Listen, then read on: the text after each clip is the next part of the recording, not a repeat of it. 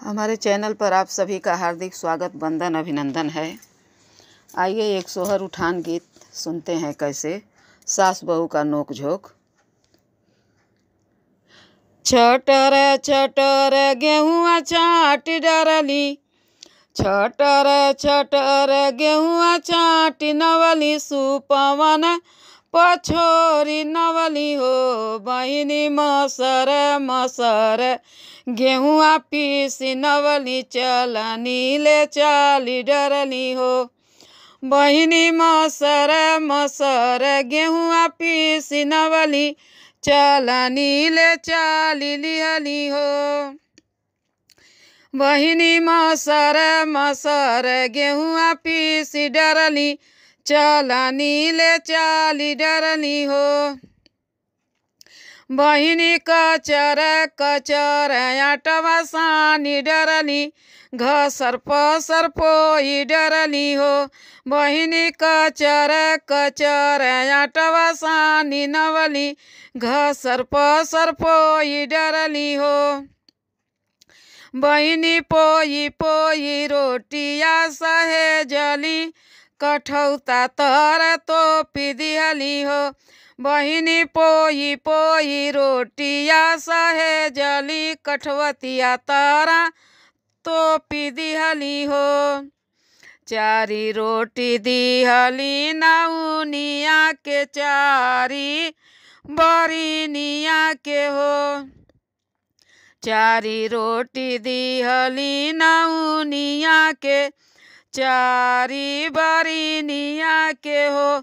बहिनी चारी रोटी दिहली धोबिनिया के, चारी चमैनिया के हो।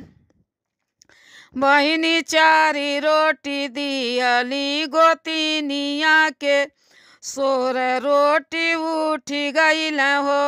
बहिनी चारी रोटी दिहली गोतिनिया के, सोर रोटी उठी गईल हो। ससुआ बनाही बेटवा हो खइबा, त 16 रोटी उठी गईल हो। ससुआ बनाही बबुआ हो खइबा, त 16 रोटी उठी गईल हो।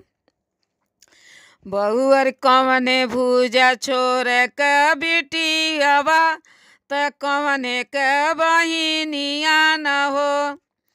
बहिनी कवने भूजा छोरे के बिटियावा, त के करी बहिनिया न हो। बहुअर छोट जैसन तुहरी बिचरवा, त छोट तोहर बतिया न हो। बहुअर छोट जैसन रखलू बिचरवा, त छोट कर बतिया न हो। हमरे ही बबुआ जनमला, त तुहर सजनवा न हो। बहुअर हमरे ही बबुआ जनमला, त तुहरे सजनवा न हो। बहुअर सुपवन मोतिया हिलोरली, त कुछु ना कमी भइल हो। बहुअर सुपवन मोतिया लुटवली, त कुछु नाही कम भइल हो। बहुअर दिहले केहू के कुछ कम नाही, अवरो बढ़ोतरी होला हो। धन्यवाद। अगर ये सोहर उठान गीत अच्छा लगा हो तो प्लीज़ लाइक शेयर सब्सक्राइब जरूर कीजिएगा। धन्यवाद।